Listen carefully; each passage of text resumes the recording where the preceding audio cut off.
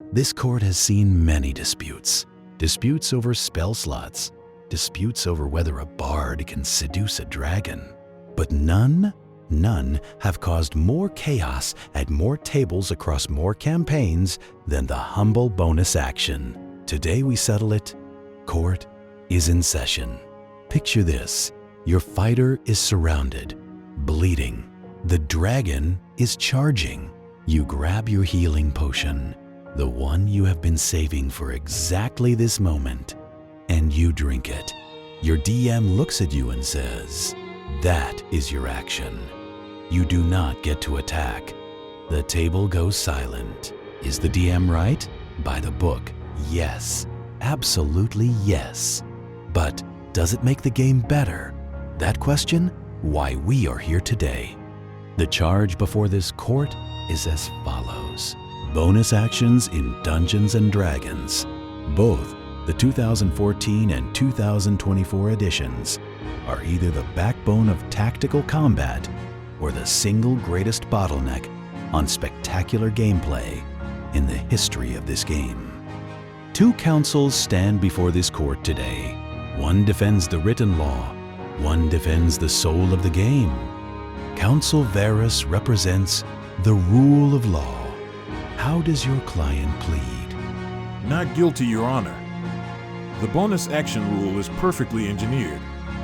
Page 189 of the 2014 Player's Handbook states, you can take a bonus action only when a special ability, spell, or other feature of the game states that you can do something as a bonus action. You can take only one bonus action on your turn. Airtight.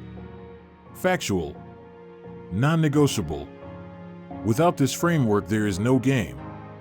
There is only Calvin Ball. Dungeons & Dragons is not a board game, Your Honor. It is a cinematic fantasy simulator. And when a strict reading of action economy forces a fighter to stand in front of a dragon chugging a potion like they are waiting for a bus while their friends burn alive, the system has failed the story. This court will now examine the evidence. Counsel Varis, defend the raw ruling on the potion. Actions have weight, Your Honor. Resource management is the tactical heartbeat of combat. If a fighter wants to heal, they sacrifice offense. That tension, do I swing the sword or do I drink the potion, is exactly what makes combat dramatic. Furthermore, this court should note carefully, the Thief Rogue subclass has a feature called Fast Hands. It allows them to use a potion as a bonus action. That is a class-defining ability. The moment a DM allows everyone to drink potions as a bonus action, Fast Hands becomes meaningless. You have deleted a class feature to make someone feel cool for 6 seconds. Nobody remembers the session where everyone perfectly optimized their bonus actions. They remember the session where the DM said, "You are surrounded, bleeding. The dragon is banking for another pass. Roll athletics. On a 15 or higher, I will let you slam that potion mid-dodge and keep fighting." That moment lives forever. Strict Raw produces a turn that ends with a man standing still drinking a bottle. Spectacular moments arise from overcoming the constraints of the rules, not from ignoring them. The rules are the resistance that makes triumph meaningful. Remove the resistance and you remove the victory. And this court should hear this plainly. Rule of Cool is frequently nothing more than a mask for players who do not want to learn the rules. This court will now examine the 2024 revision. Counsel Varis, did it fix this? The 2024 Player's Handbook refined the action economy beautifully, Your Honor. Strict action tags. The magic action. The utilize action. If a player wants to interact with the environment, it is a utilize action. If they cast Misty Step, it is a bonus action magic action. Everything has a precise factual place in the economy. It is cleaner than 2014 in every measurable way. And in doing so, they locked the game inside a spreadsheet. Your Honor, picture this, a swashbuckler rogue. She wants to kick a brazier of hot coals into a goblin's face, vault over a table, and put a telecore in the throat of the guard captain before he raises the alarm.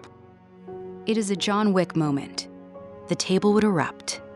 Under strict 2024 Raw, Kicking the brazier is a utilize action. Vaulting the table is difficult terrain movement. The dagger throw is an attack action. Cunning action. Only allows dash, disengage, or hide. She cannot do all of this. Strict Raw looks at a cinematic masterpiece and hands the player a math problem that ends with, "You do not have enough actions." If she wants that capability, she should have planned for it. Multiclassed into fighter for action surge. Taking the right feats. The mechanics exist to support spectacular moments, but you must invest to earn them. Players should not need a 3-level dip into fighter to kick a piece of furniture. This court must now consider the soul of the game. Counsel Sera, make your final case. Not for the mechanics, for the table. People do not gather around a table on a Friday night to optimize a spreadsheet, Your Honor. They come to feel like heroes. They come for the moment nobody planned. The moment the DM did not script. The moment where the dice and the story and the imagination of everyone in the room collide into something nobody will ever forget. Rigid bonus action enforcement conditions players to stop looking at the room, stop imagining, stop reaching. They look at their character sheet, calculate what they are allowed to do, and execute. Efficiently, safely, forgettably. The rule of cool is not laziness. It is the entire reason this game exists. I will remind this court of something Counsel Sera has carefully avoided. When a DM bends the rules for one player's spectacular moment, every other player at that table watches. The player who built their character correctly within Raw using actual class features to achieve similar results, they see their effort rendered irrelevant. Rule of cool does not just affect one turn. It tells every disciplined player at the table that the rules they studied do not matter. That is not a cinematic moment. That is favoritism with a dramatic lighting filter. This court has reached its ruling. Counsel Varis is factually and undeniably correct.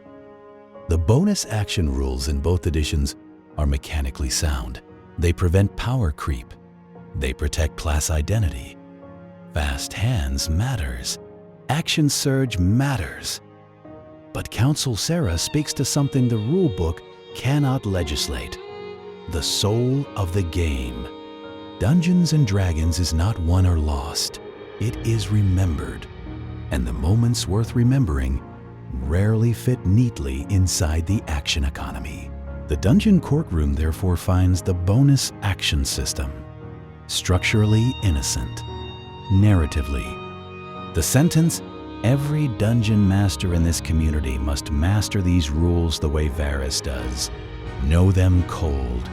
Know exactly what they protect and why. And then, when the moment arrives, when the table is leaning forward and the dice are in the air and something legendary is about to happen, know exactly when to put the rule book down.